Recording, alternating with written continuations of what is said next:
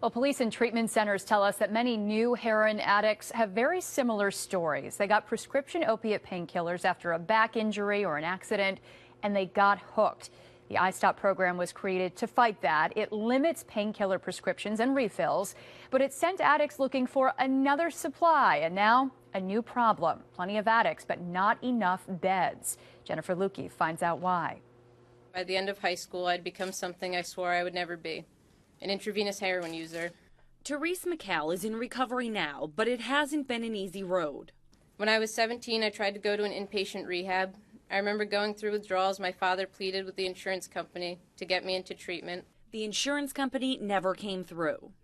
Only at the end of the day, we had waited just to find out I wasn't approved for treatment. I remember leaving there defeated, lost, knowing there was a solution to this disease of addiction, only it wasn't an option for me.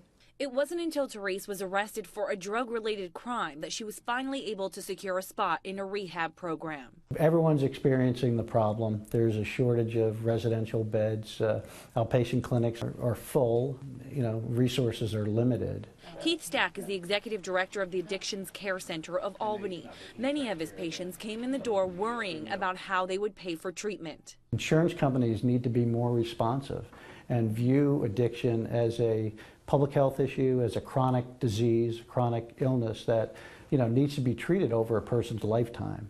Currently, some treatment is covered by most insurers, but once someone in recovery gets to outpatient treatment, there are weekly copays and a cap on how many sessions will be covered. And it's not much better for patients without traditional insurance. We're definitely underfunded, and as opposed to maybe cutting the amount that we get reimbursed for a treatment episode, the way government is saving money is by shrinking the amount of treatment that you get, much like insurance companies are doing. The new state budget calls for an increase in funding to treat heroin and opiate addiction. Stack is hoping that'll help his agency help more people because right now there's a waiting list. The federal government is also working to fund programs aimed at making the availability of drugs in the area more slim.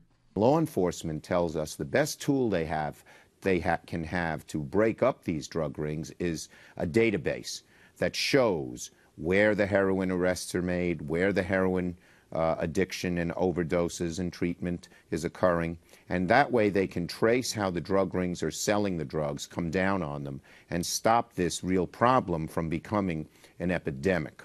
But those who work with addicts and who were addicts themselves say the epidemic is here, and it has been, and they need whatever resources they can get quickly in order to help alleviate it. And we're here back in the newsroom now with our panel of experts who have been taking your calls, and we've gotten quite a few of them as well, talking about different issues, detox issues, family issues. We actually got a call from a woman who lost her son to heroin about 8 months ago. So they've been very busy. They will continue to take your calls until 8 o'clock. The number 381-4939. So please give them a call. The anonymous nature of this gives you a chance to get your questions asked and answered. It's a great opportunity. Dory and Greg?